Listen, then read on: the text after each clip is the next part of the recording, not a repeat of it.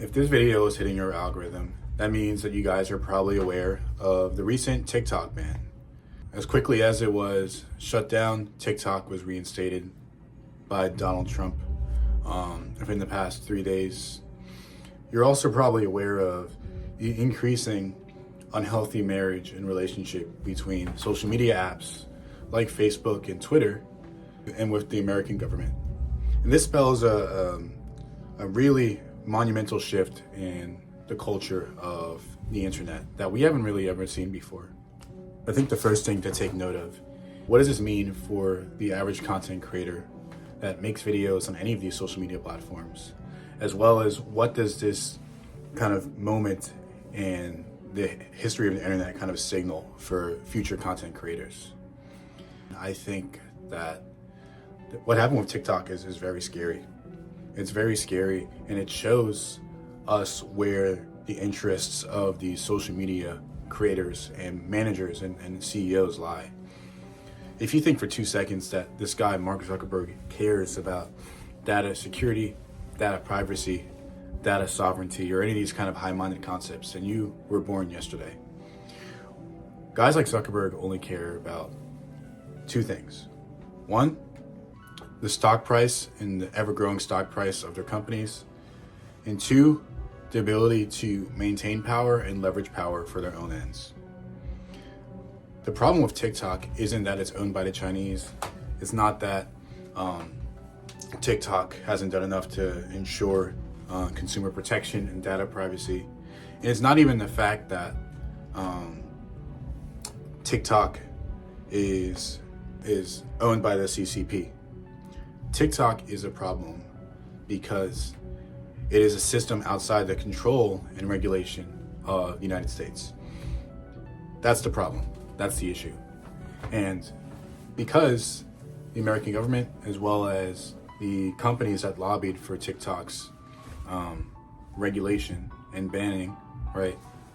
Those lobbying companies being Facebook and other huge key tech giants in the United States and so on, they want that power. They want the influence and the eyeballs and the attention that consumers are putting onto TikTok platform.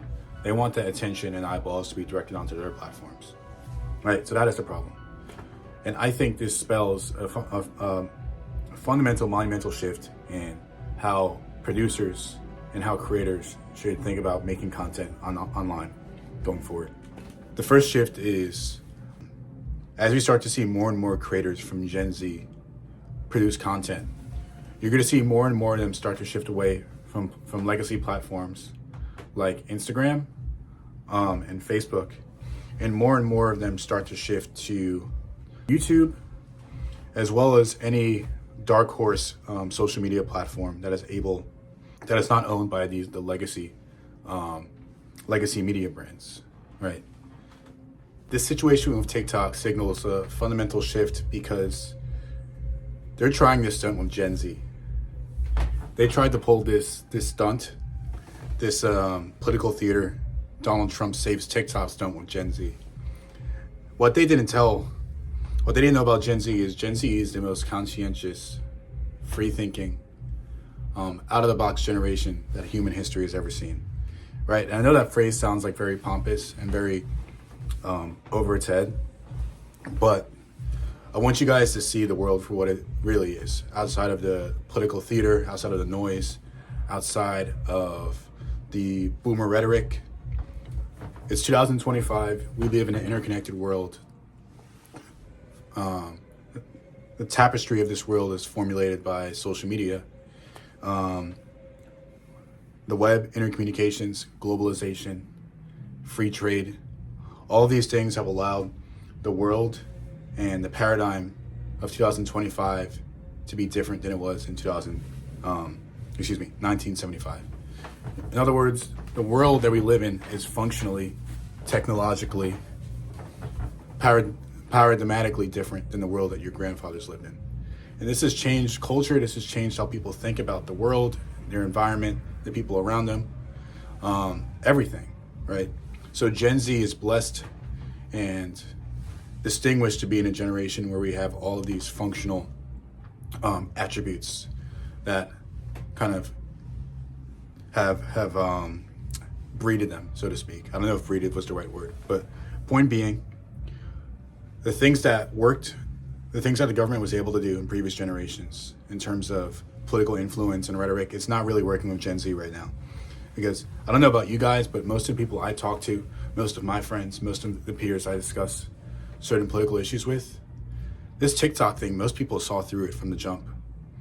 The same Trump that was speaking about banning TikTok and we can't trust non-American influences 4 years ago is the same guy that's has the emperor's clothing now, that wants to be kind of seen as the hero. So that situation, as well as the undercurrent of what's going on with the current landscape of like the technology world, right? If you're someone who's following the technology space right now, all you'll see is a lot of companies, many of them being legacy companies that are overvaluated, that stock prices are on the precipice of falling, but you have almost fossil-like companies like Facebook that are trying to prove to investors that they're on the cutting edge, that they're innovative, that they're doing new things. So, with that being the situation, maybe it would be in Facebook's best interest to not have a little brother TikTok to compete with. Maybe, right? And maybe it would make sense for a company like Facebook to lobby through the government to pass regulation that eventually does away with TikTok. Maybe that would make sense. Maybe that would be a logical thing for the owner of Facebook/Meta to do. Right. So this is the cogs going on in Gen Z's brain right now, right? Which leads us to where we are today.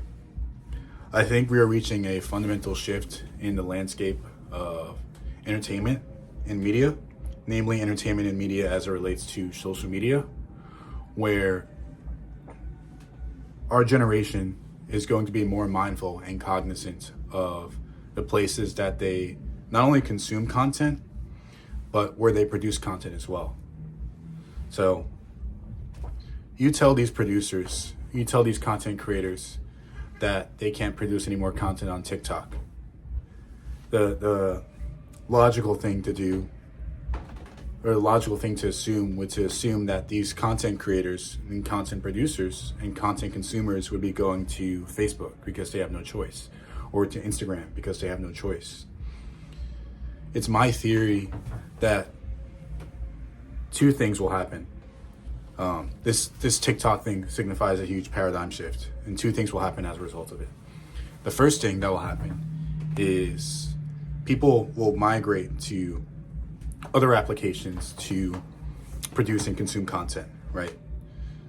The second thing I think will happen is there's going to be a dark horse in the social media and entertainment landscape that comes out of the thin air, that comes out of the blue. No one's going to expect it. No one's going to know who this company is.